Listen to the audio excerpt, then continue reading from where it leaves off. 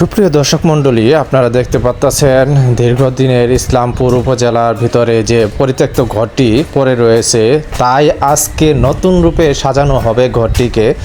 তো নির্মাণের সংস্কার কাজ চলতেছে এবং পরিষ্কার পরিচ্ছন্নতা চলতেছে টিমের পক্ষ থেকে, জামালপুর জেলার টিমের পক্ষ থেকে, এবং ইউএনও স্যার অনুমতি দিয়েছে, যার জন্য আজকে এই ঘরটিকে নতুন করে নতুন রূপ দেওয়া হবে। তো আপনারা সাথে থাকবেন।